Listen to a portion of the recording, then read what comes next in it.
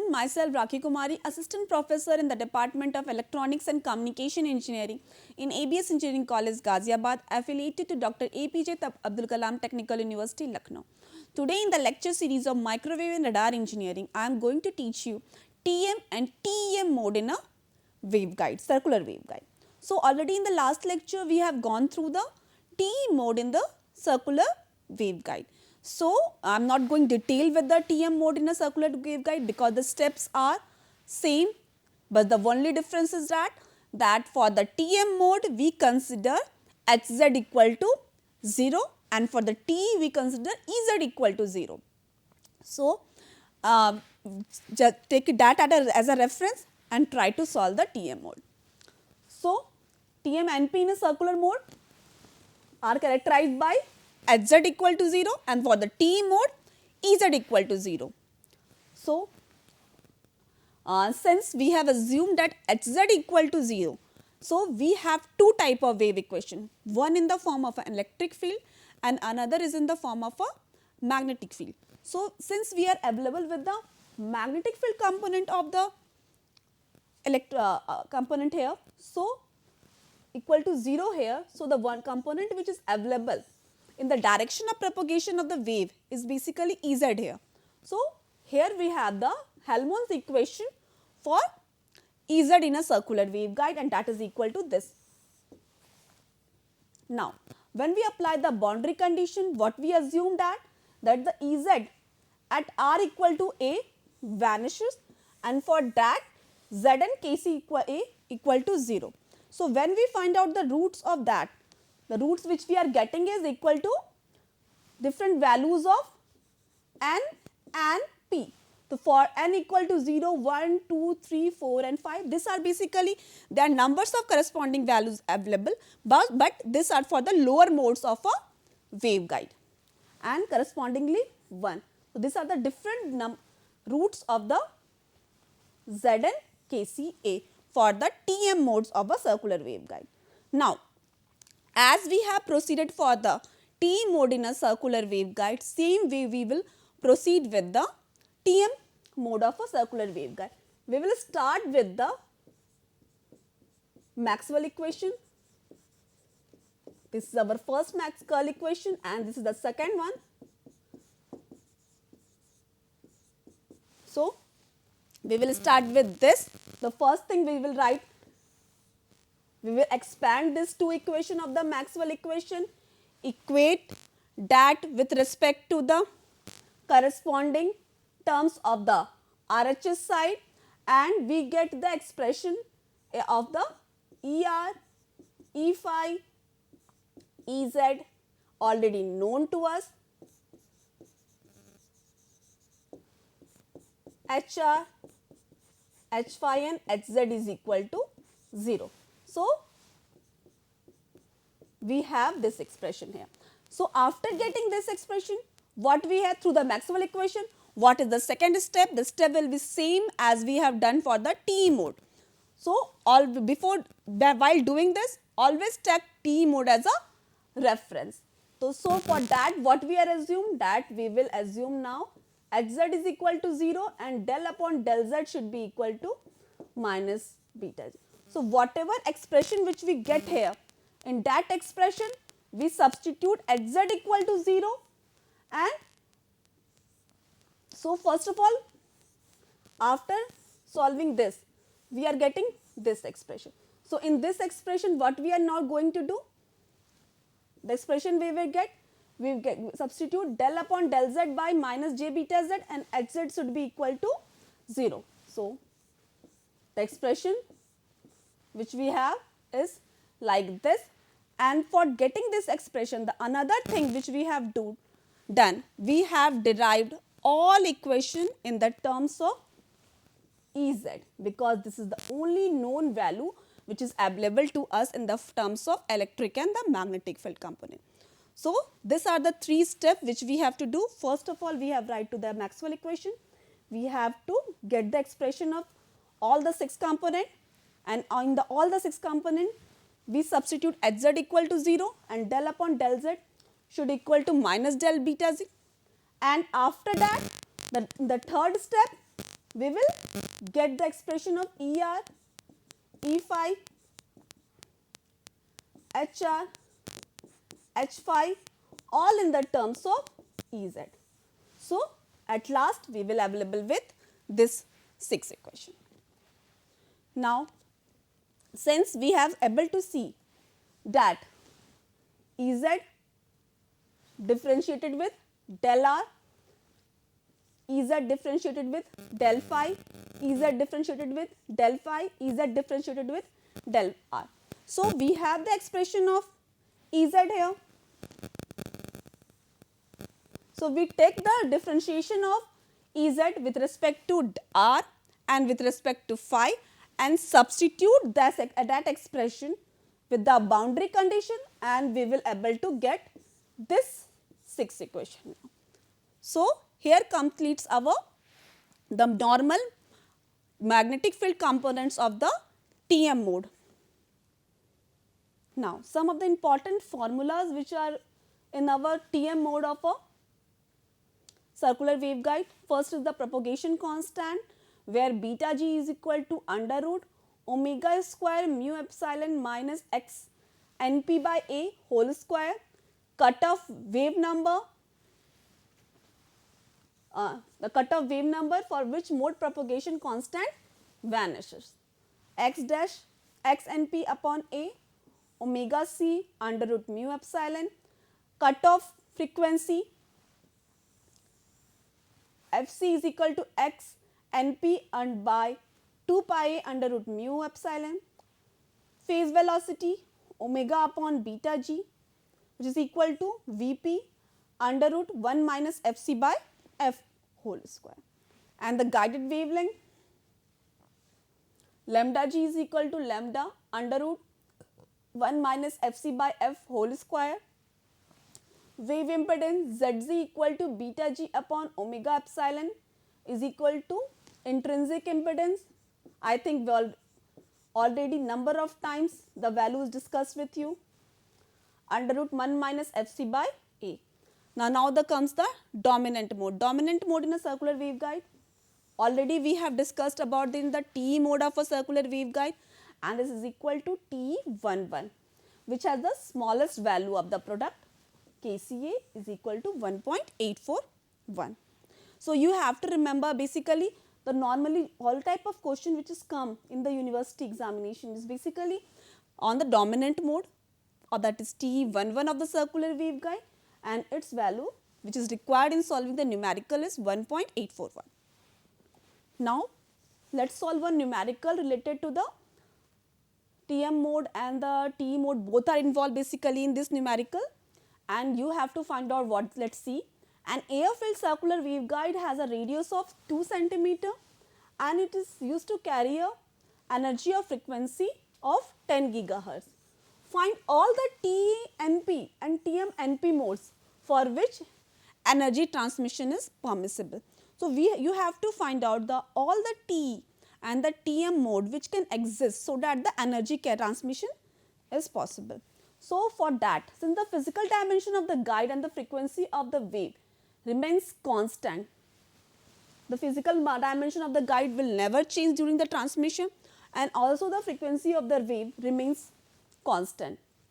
So, the product of KCA, KC basically given by this term also, omega c under root mu naught epsilon naught is also constant, and this after solving, after substituting the values and solving, we get the KCA equal to 4.18. So, any mode having a product of KCA less than or equal to 4.18. So, whatever mode which has a KCA value which is equal to our, which is this one is equal to 4.18 will propagate the wave with a frequency of 10 gigahertz. So, let us see our table. So, KCA value should be less than or equal to 4.18. So, when we look at the table,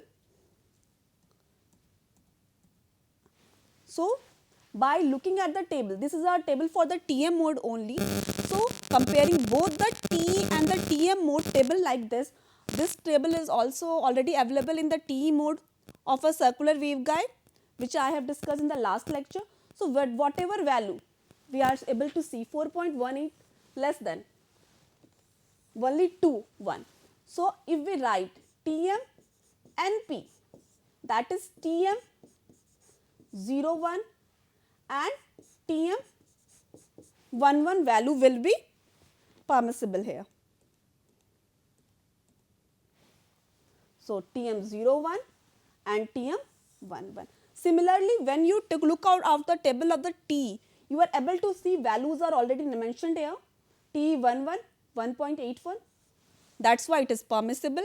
Already this is our dominant mode, so this will be always permissible normally.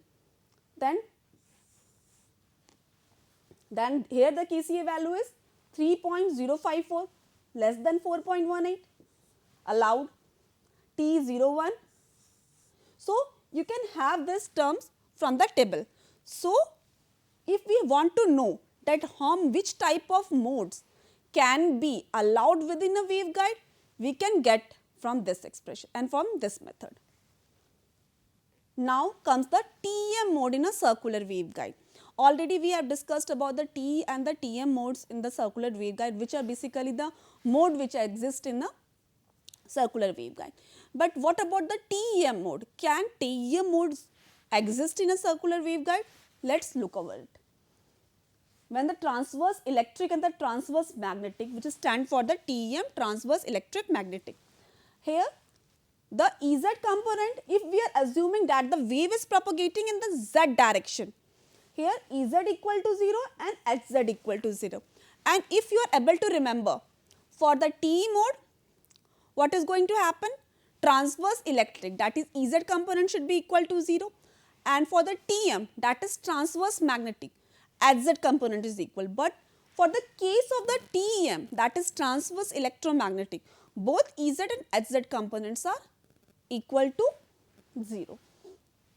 So this mode cannot exist in a hollow waveguide since it requires two conductors such as coaxial transmission line and the two open wire line. So in general we can say that it does not exist in a hollow waveguide. It only exists in a two conductors, such as it requires two conductors for its existence, such as coaxial transmission line and the two open wire transmission line. Already in the starting of this microwave and radar lectures, we have gone to the transmission line section, and in that section we have seen that TEM mode basically exists because in two wire transmission line we have the two conductors available with us. But in this case of a hollow waveguide, this two conductor does not exist, only a single conductor exists. That's why this mode does not exist. But let's verify it mathematically so that we can have a better understanding of and the remembrance of the why TEM modes in a circular waveguide does not exist. Analysis of a TEM mode, again the same way as we have started with the TE mode and the TM mode, we are going to start with the curl equation of the Maxwell, that is del square E is equal to minus j omega mu h and del square h is equal to j omega epsilon E. Now, since we write the derivations, how we used to write it? I think already everyone remembers this because number of time we have gone through this, but again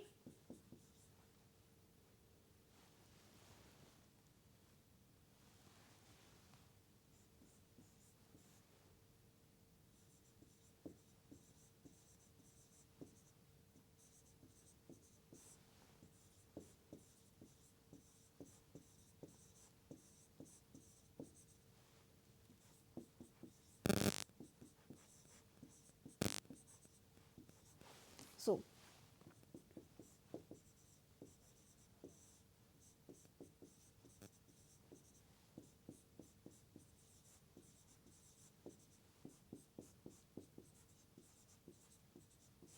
this is the first one.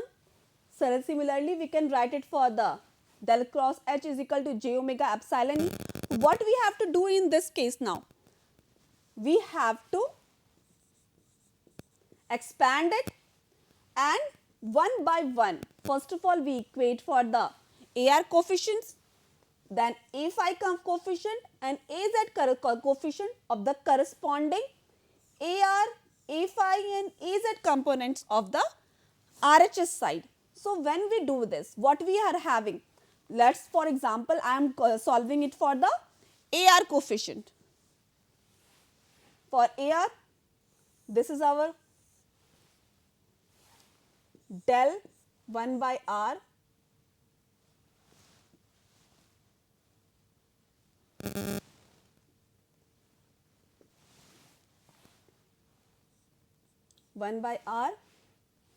del upon del phi Ez minus del upon del Z R E phi, then equate it to the j omega mu HR. So 1 by R del upon del phi Ez. So what we have having here? We substitute Ez equal to 0 and R and this R get cancelled because R is not a function of del Z, so it can't be differentiated, and del upon del Z is substituted with minus j beta g. This will be j beta g E phi is equal to minus j omega mu HR. So this is the first expression which we get. So in the similar way, when we solve for this equation and again for this equation, we are having the number of equations, and that is shown here. First, second, third, fourth, fifth and sixth. The corresponding we get by solving this two curl equation and by substituting Ez equal to 0 and Hz equal to 0 and del upon del Z equal to minus j beta g there, we are having this sixth equation. From a single curl equation we have 3, so we have two curl equation, so in totality we have 6 equations. These 6 equations are here. So now for solving, we are just taking 2 equations, this one and this one. So what we are having here, from the first equation what we are getting, beta g E phi is equal to omega mu HR. So E phi is equal to omega mu beta g HR. Substitute this value of E phi in this expression. Beta g HR omega minus omega epsilon E phi is omega mu beta g HR. So HR from the both side get cancelled. What we are getting? Beta g is equal to minus omega square mu epsilon. So this is the expression which we are getting. So let's start with this. So what with the beta g? Beta g square is equal to omega square under root mu epsilon. Then beta g will be omega under root mu epsilon. So what is this? This is the phase constant of a wave in a lossless transmission line with a dielectric. And when we compare with the characteristic equation for any cylindrical coordinate system for the circular waveguide, the propagation constant, or we can say phase constant, can be given in this form. So in that case we can easily see when we equate this two equation, this Kc should be equal to 0, and when we see that Kc is equal to 0, this means that cutoff frequency of a TEM mode in a coaxial line is 0, which is same as the ordinary transmission line. In the ordinary transmission line also, the cutoff frequency for the TEM mode 0, and here also we are getting the same. So we can say that TEM mode does not exist for a circular and the rectangular waveguide, or we can say it does not exist for a waveguide, it only exists for the transmission line. Now, also when we solve the phase velocity, so phase velocity is given by omega upon beta g. Omega beta g value, what we are getting here? Omega under root mu epsilon. Omega under root mu epsilon. What we are getting? 1 by under root mu epsilon. And if we assume dielectric as a air or vacuum, what will be the Vp then it will be equal to the velocity of light, because in that case this will be equal to mu naught epsilon naught. So, it is equal to the velocity of light, and which is the velocity of light in a unbounded dielectric, and our waveguide is a bounded medium. Wave impedance, and when we substitute find out the wave impedance also, we get it equal to this one, and this is equal to 120 pi or 377 ohm, which is the wave impedance or the impedance in the case of a unbounded dielectric or transmission line. So, we can from this three condition, that is Kc equal to 0, phase velocity and the wave impedance, we can definitely interpret that this TEM mode does not exist for a waveguide. Now, there is one more proof for that.